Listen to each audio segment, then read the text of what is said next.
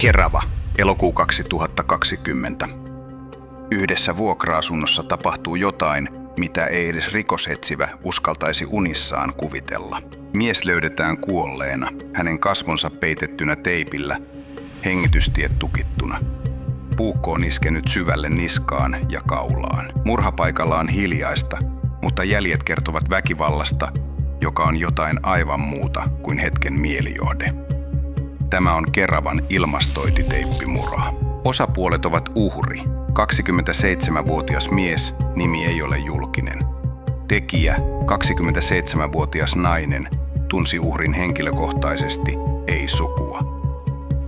He asuivat samassa talossa, mahdollisesti läheisiä tai ystäviä. Taustalla on epäilty päihteiden käyttöä ja aiempaa mielenterveyshistoriaa. Molemmat viettivät yön samassa asunnossa. Kohtalokas ilta, rikoksen kulku ja mitä tapahtui. Nainen sitoi miehen kasvot ilmastointiteipillä. Suu ja sieraimet suljettiin.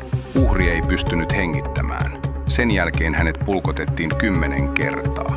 Niskaan, kaulaan, olkapäähän. Uhri löydettiin sängyltä makaamassa, selällään, yhä teippikasvoilla. Surmateon jälkeen nainen jäi asuntoon eikä yrittänyt paeta. Poliisi tuli paikalle naapurien tekemän ilmoituksen jälkeen. Motiivi ja mielentila. Syyttäjä ei löytänyt selkeää motiivia. Ei mustasukkaisuutta, ei omaisuutta. Tekijä itse ei osannut selittää, miksi teki sen.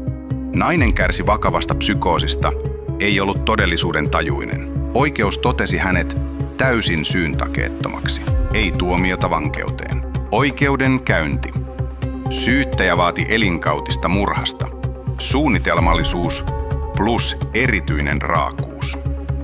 Puolustus vetosi syyntakeettomuuteen ja mielentilatutkimukseen. Mielentilatutkimus. Nainen oli täydessä psykoosissa, irtautunut todellisuudesta. Tuomio. Ei rangaistusta, vaan pakkohoito mielisairaalassa. Käräjäoikeus kuvasi tekoa äärimmäisen väkivaltaiseksi ja poikkeuksellisen julmaksi. Miksi tapaus järkytti koko Suomea? Teon tapa, teippi hengitysteiden päällä plus puukotus ja poikkeuksellinen brutaalius. Syyntakeettomuus herätti laajaa keskustelua. Miten voi päästä kuin koira veräjästä? Ei rangaistusta. Moni koki oikeuden epäonnistuneen uhrin puolustamisessa. Mediahuomio. Tapaus sai paljon huomiota, mutta nimiä ei koskaan julkaistu. Mutta mitäs tapahtui jälkeenpäin? Nainen määrättiin suljettuun hoitoon, valvottu psykiatrinen osasto, uhri haudattiin hiljaisuudessa, omaiset eivät kommentoineet julkisesti. Oikeuden asiakirjat ovat osittain salattuja, henkilöllisyyssuoja. Tapaus on nyt osa rikosoikeuden ja psykiatrisen arvioinnin rajatapauksia Suomessa. Loppusanat ja kysymys katsojille.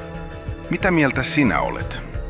Onko mielenterveys syy välttää vastuu näin järkyttävästä teosta, vai olisiko hänet silti pitänyt tuomita? Keravan tapaus on esimerkki siitä, miten laki, mieli ja väkivalta voivat törmätä tavalla, joka jättää monia kysymyksiä vaille vastausta. Kommentoi alle ja tilaa kanava